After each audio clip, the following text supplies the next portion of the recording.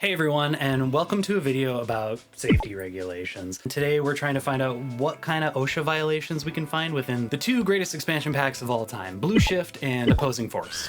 Here I am on location in a place you probably recognize. It's the underground lab, the size of a small city, and everyone's favorite government-funded rule breaker, Black Mesa. I've investigated this place before and it was an actual nightmare, but here I am again with more security clearance and a brand new lease on life. Half-Life 1 was a true blue original rip. And back in the day when a game really kicked ass, it got these crazy things called expansion packs. The developers would make brand new content for the game, usually an entire new single player campaign, and then physically release it for like 15 or 20 bucks. Expansion packs were the shit. And then we got horse armor.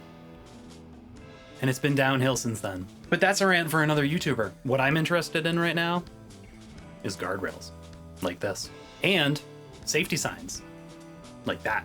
Instead of harping on about how cooked the modern world's version of game ownership is and how terrible everything can be, in this video we're going to be celebrating the fact that these expansion packs happened at all by comparing the two to see which one of them has more severe / dangerous OSHA violations. Since these are expansion packs, they'd improve upon the game and hopefully update some of the shortcomings that vanilla Half-Life had. That's my dream as a safety inspector, to have things slowly but steadily improve. But in fact, these two expansion packs overall seem to have taken a few steps backwards from their predecessor in the safety department. There are weirder infractions here, like some I've never even dreamt of, and some that I would consider aggressively stupid. So despite being made from the same company with the same tools, there are some interesting differences between these two expansions. And believe me, there's definitely a winner here when it comes to safety. Maybe they were made by different teams or something. Let me know down in the comments. And as always, if I missed anything, please put it down in the comments as well. I like hearing about anything. Even if you've got something to say that's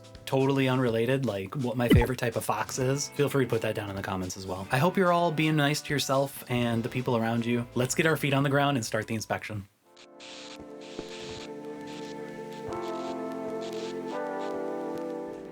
Okay, we are going to start by looking at Blue Shift. In my Half-Life 1 video, I covered the tram pretty well. There was a ton of violations there on that tram ride, and there's a ton of violations here on this tram ride. And just like the other, I gotta mention, I love that there's an accessibility option here on this tram. Makes me feel good. There should be more lighting in this cavern. Like, there's no reason for this particular spot to be so fucking dark. Doesn't make any sense. At least they give you a flashlight. I'm glad to see that some of these places that the tram goes through have a lot more handrails than Half-Life 1's tram did. Which is what I would have said if I hadn't ever seen this cafeteria. Look at this death trap. This is like actually intolerable. Can you imagine eating on the edge of a chasm? Like just pretending like your Tesla's tacos are delicious enough to keep you from leaping into the void? Good lord, man. Now this thing I like. Yeah, check that sweet platform action out. That's awesome. Stops the tram, allows the worker to safely pass, and then somehow it perfectly detects when they're clear of it, and so does the tram. There's some work going on here that I appreciate. One thing that bothers me about this is that the boom gates don't touch each other, so there's this annoying little gap that you could, slip through. I mean, what if I had a few too many beers with Barney, or God forbid a head crab attaches itself to my cranium? I could slip right through these. The thing itself seems to be pretty safe, but I would love that little gap to be filled in. I'm really not crazy about the fact that this has a little extending staircase platform for you to get onto the actual platform. Why not just build a platform flush to where the tram is gonna stop? Like every other fucking train in the world. Or just redesign the platform to have this extended little staircase as a permanent fixture and throw some handrails in there while you're at it, please. Thank you. Gee whiz, I love my wife. Look how beautiful. I hope nothing weird happens today. The bathroom has wonderful fixtures, actually, and look at this. I mean, there's even a fire extinguisher that's properly labeled and attached to the wall. Awesome. There's first aid kits, which work and are loaded. There's running water. This place honestly has it all. Look, there's even fresh linen. And then also, look, this stall is out of order, and they have put a sign saying that it's out of order, but no wet floor sign. And I'm gonna have to ding you for that one, old Black Mesa. You're on my list. It's the floor is wet. There's no... I can't make it any clearer than that. If floor is wet, you put wet floor sign. Okay, got it? Good. Let's move on. Okay, I actually have a lot of opinions and things to say about the gun range that's in this game, But I'm actually not going to cover that in this video because I feel uncomfortable covering stuff to do with guns. And some of the violations that are occurring here are very obvious. But I also don't have any like police or military background, so I don't feel like I can really talk about safety within a government gun range. I just don't. I don't know. It's like out of my wheelhouse, even though I am a gun enthusiast and I enjoy the stuff. Go look at it yourself. Check this place out yourself. See if you can find anything wrong with it and put that down in the comments if you want to tell me about it. But from like an OSHA standpoint, I will just go out on a limb and say this is probably not up to code. Are you crazy? I also didn't go to school to be a security guard, which is fine. I hear the schooling is very tough. I mean, security guards are basically real cops anyway. Why would you call the cops? They go through the same training. So my problem here is that I'm in this like the CCTV room and nobody shows up for their shift. And trust me, I waited. This isn't even my post. I'm already clocked in, but whoever is supposed to be watching these cameras, are they on break? Are they in the shooting range when they shouldn't be? I don't know. Not happy with this. All right, here we go. This is my bread and butter here. If you're a watcher of this channel, I hate a pit. Hate them. Hate a pit more than anything in my life. You can't just have a giant hole. If I have to say this like 13 or 14 more times, I swear to God, I'm gonna stop making these videos. I'm so sick of giant holes for no reason. I like that it has guardrails, that's cool. These fans should have covers over them. They shouldn't just be open blades spinning. And then this giant yeller pipe here. Well, look, whoever installed the caution sticker put it on backwards. So the thing that really gets my goat here is that there's just so many violations packed into this tiny little area. I'm confused as to why the area that we're allowed to explore in Blue Shift seems to just have very poor engineering when it comes to overall, just from the ground up safety. They did not design this place to have safety inherently in its design. It's annoying because these kinds of flaws are the easiest ones to spot and also the easiest ones to prevent. You could have prevented this from the very beginning when you were drawing up the blueprints. But that is macro safety. Let's go into something that's a little more micro safety, a little bit more of a microcosmic kind of safety, and that's general employee training. How employees react to emergency situations and how they react to problems. In addition to that, how does management handle problems? Well, in Blue Shift, they don't know what the fuck they're doing. You've probably noticed there's some kind of situation unfolding in front of me right now, and I've stopped to watch because I want to see how these employees handle a generic repair because it looks like they're repairing something. Whoa! Is somebody gonna go get the manager? Oh no. I can't help but notice that you guys didn't kill the power before you started working on this thing. Oh, here comes the manager, thank God. Who is responsible for this mess? Don't ask me. Shouldn't you be guarding some donuts and coffee right about now? Yes. Okay, I kind of want to break down what we just witnessed. A manager showed up to a problem, and instead of figuring out what went wrong or how it went wrong, he immediately said, "Who's responsible for this?" Blaming solves nothing, okay? Blaming is never going to tell you why a problem occurred. It's only going to make people feel bad. And as a manager, your job is not to make people feel bad. I know it seems like that. I know it seems like if you've had a manager in your life, it seems like that's their job, is to make you feel bad. It's not supposed to be their job. Power is a diabolical force that can corrupt any brain, so it's gonna happen. You're gonna have a manager who thinks their job is to torture you. This is clearly one of those managers, but this just shows that the manager is after results and not after doing a good and safe job. Your manager should be your number one backup for doing a job safely. They should not be trying to rush you through doing a job or figuring out who to throw under the bus when a job goes wrong. I don't like that the employees didn't lock out or tag out this machine. Probably would have prevented this explosion from happening. There's a clear lack of training here at every level of employment. Like, so much so that it makes it obvious that, like, they're not even gonna fill out an accident report for this. Like, they probably don't even know what a 301 form is. And so, after absorbing all of that information, check out this sign here that says, "Warning, disconnect power before attempting maintenance." Great. Awesome sign. Let's put it in more fucking places. How about that? That lawsuit that just unfolded in front of my eyes probably wouldn't have occurred if this sign was up. Oh, bless my heart, they're finally doing something right here. That's a barrel on a pallet, you guys. Hell yeah, that's what pallets were invented for. This is where barrels are supposed to live, on top of a pallet. Look, it's even kind of labeled. And then there's this fucking shit. I mean, what is this room? This room is just stock full of chemicals, and you know what I don't see anywhere? I'm gonna give you a Dora the Explorer moment to try and guess.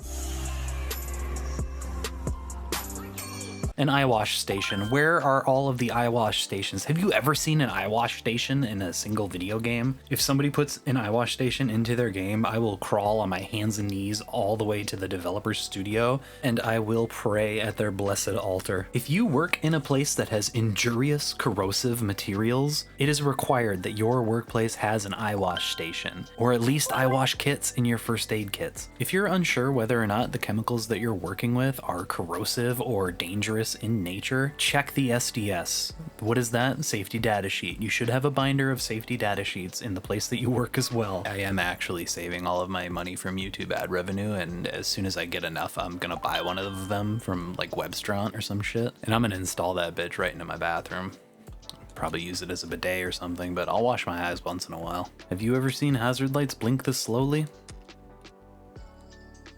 Yeah, me either.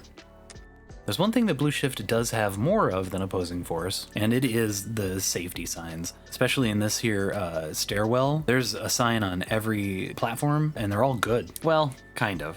They're good signs, but they're not good safety signs. I love signs, I just wish people would read them more often. And this is opposed to Opposing Force, which has almost no signs, but the signs that Opposing Force does have are much better and situation specific, which a vague sign doesn't really do much. You want specificity in your signs. In fact, just because we're on safety signs right now, we're gonna break away and I'm gonna show you the Opposing Force sign that blew my tits off. I love this part of Opposing Force. Check this out. The sign says no access during robotic loader operation, and the robot's actually doing stuff, and there's lights flashing, there's an alarm blaring, the access is gated off automatically, the sign is clear, it says exactly what's happening and what you cannot do and should not do. The robot does the thing that it's supposed to do, and when it's done, the door opens up and the robot goes in his little home. I love this. This made me so happy. I want you to remember this little vignette for when we actually start covering Opposing Force. Okay, back to Blue Shift. So yeah, it's great when a robot can follow a sign's directions, but why can't humans? Humans seem to have a really big problem with following signs. Like the sign that says do not stack, which is great. Right in front of it, there's not a stacked box, but if you look just to the right, we're looking at a crime being committed right here. I hate this. I hate this with every fiber of my being. And I'm sure that this was fucking Jeffrey's doing again. God, I hate that bastard. Look, I love the fact that these have wedges to keep these spools in place, but if all I have to do is shoot them or remove them, and then they start rolling off of the flatbed, that is terrible. These things need to be tied down. If it was on a truck, they need to be tied down. But I mean, if it's on a flat car like this, it needs to be secured to the sides of the flat car as well. Like this picture. See these giant bars that are attaching these spools to the edge of the car? That's what this needs. This is what I wish I could do in real life when I see a pallet leaning against a wall.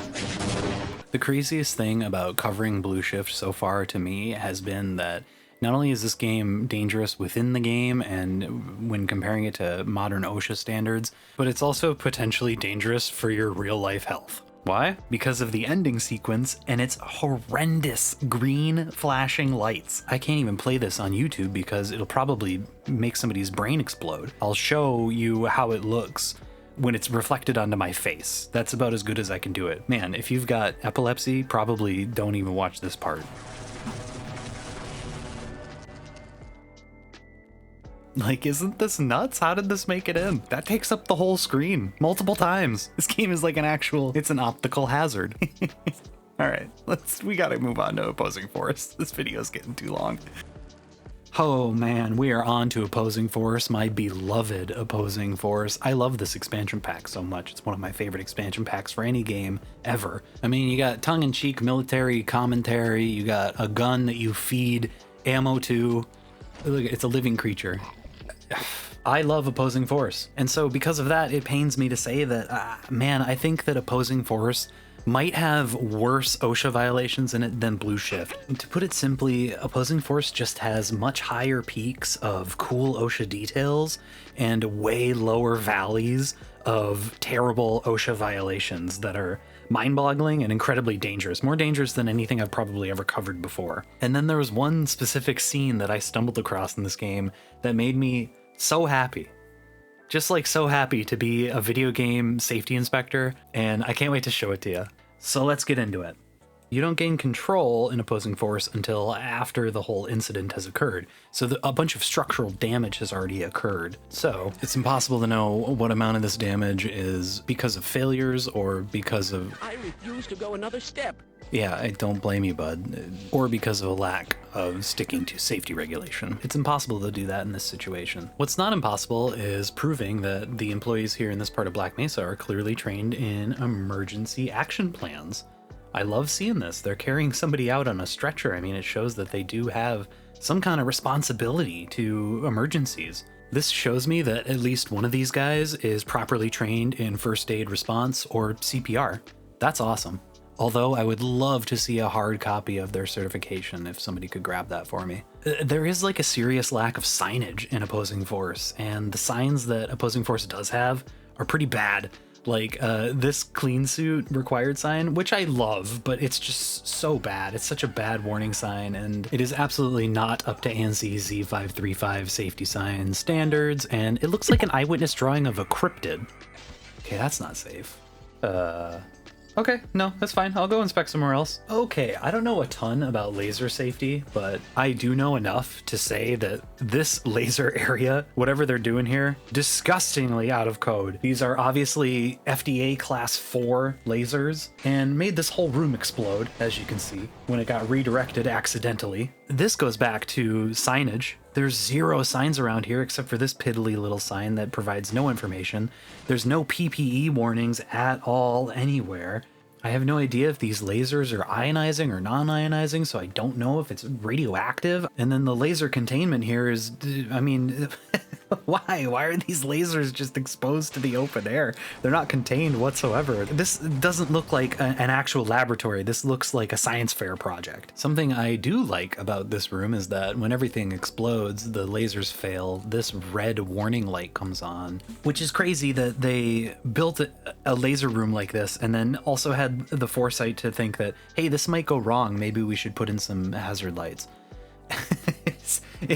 It's encouraging, but it shows how stupid the engineers were here. And then even though it's nice to have this red light to like warn you that something is wrong, why do the normal lights go out as well? That just makes it more dangerous. Close, but no cigar. This is a textbook one right here. You got these giant vats of green goop, and the goop hurts me physically and emotionally because it's leaking from here. They don't appear to have an inlet or an outlet, and they're completely unlabeled. Wrong. Wrong! I hate this! Alright, you guys want to see something fucked up? If you have played Opposing Force before, you know what's about to happen. This poor security guard is about to make a fatal mistake. Because he didn't read the safety sign. But is it because he didn't read it? Or is it because he couldn't read it? It's kind of shocking, but 20% of adults in the USA are functionally illiterate. More than 50% read below a 6th grade level. That's why it's so important that safety signs follow ANSI standards. They need proper, understandable pictograms and proper, understandable, succinct language. Maybe if these signs had little lightning bolts on them like they're supposed to, this security guard would not have been turned into a kebab right in front of our very eyes. March was Ladder Safety Month, in case any of you were wondering, and I've noticed that pretty much all of the ladders, in Opposing Force especially, but also in Blue Shift, none of them have any fall arrest systems to speak of, and they don't even have cages around these ladders, which would have been the preferred method at the time for ladder safety. Nowadays, we prefer these things called fall arrest systems, which is essentially a system that like harnesses you to the ladder, and if you fall, it stops your fall instead of you bashing into the cage that surrounds you or bashing into the ground below you. There's some railings in this game, and they're bad. They're bad rails. None of these railings have toe boards, which any rail worth its salt is going to have some toe boards. And I will be honest, I don't want to live in a world that doesn't have toe boards. Beyond the toe board issue, the railings are scant at best. It almost feels like I'm back on that tram at the beginning of Blue Shift and Half-Life. There's just no rails. Why? Like, who decided to put rails here and not here? It doesn't make any sense. There's a giant black susurrus just looking back at us, and we decide to not put any rails up. That makes total sense. Okay, I gotta cheer myself up. This might not look like much, because we don't have the proper context. You are looking at something being repaired, actively fixed. This is actually an area that you go through in the opening sequence of Half-Life 1. The tram ride, that super cool part in Half-Life 1 when you're riding the tram, when you first get into Black Mesa, you can see this giant vat of green ooze is actually actively leaking. And here, a little while later in Opposing Force, it's being fixed. This is my favorite detail I've ever seen in any video game ever, and I didn't know it was a thing until I started doing these videos, and I'm so glad. I'm sorry. I just love it when stuff gets fixed. Okay, yay, I get to be critical again. Boy, oh boy. All right, this is the worst safety sign I've ever seen, and this is the dumbest security guard I've ever seen. If I saw this guy doing this and I was in charge of him, I would send him home immediately. He's sticking his arm right through broken glass, and I'm surprised that he's not shaking this vending machine. Don't ever shake a vending machine, and don't ever stick your arm through broken glass. I don't care how bad you want that anus bar. You know, I love talking about pallets and barrels, and all these barrels in Opposing Force are just directly on the ground, and they're not supposed to be. They're supposed to be on a pallet. Kind of like how these tires are stored on top of this pallet. This is awesome, but man, this pallet is gigantic. Why is it so big? But wait, there's more, and I don't think I even have to really explain this one. Get a load of this. You think these fans are safe? You think anyone thinks this is the way things should be? I can't know how to hear any more about violations. Oh, see, this is nice. This is how a fan should look. It's like covered. It's actually covered twice, which is pretty cool. Probably unlikely that anybody's accidentally gonna stick something through here and get it stuck in the fan, so I like this fan a lot. I actually started to get pretty mad at this area because there's a bunch of these danger confined space signs around. And there's no actual confined spaces. They're just put here because they want you to crawl through this shipping container. There's no confined spaces to speak of, so these confined space signs feel like an intentionally cruel joke. You might be wondering what a confined space is, and it's an area with limited entry and exit points, large enough for a person to enter and perform tasks, but it's not designed for continuous human occupancy, like a tank or a vault, or like tunnels, or, you know, think if you have to like access it through a manhole, like a sewer, or even your mom's house. Those are confined spaces. They typically need a permit and extensive training in order to enter. I don't know, something about these confined spaces signs, like it's not just that they're wrong, it's like they're maliciously wrong, and something about them rubs me the wrong way more than any other sign being wrong. Like more than the eyewitness cryptid sign that we saw earlier. Like something about these confined space signs really ticks me off. Do y'all know what a demarcation line is? It's these yellow and black stripe things that you're not supposed to cross over. It doesn't matter if it's on the ground, if it's hanging from something, if it's a post, you fucking do not cross over it. You know what else you don't fucking do? You don't park right on top of it. Ah, Garniel, how bad could it be? It's just a little demarcation line. There's a fucking missile right here, dude. Alright, so there you go. What do you guys think? Opposing Force was worse than Blue Shift, wasn't it? I don't know if you could tell, but it's actually making me a little angry. Let me know if you agree or disagree down in the comments. You know what else you can do down in the comments? You can let me know if there's another game that you want me to look at through this lens. Thanks a lot for watching. Keep your hopes up high and your head down low, and I will see you all in the next one. See ya!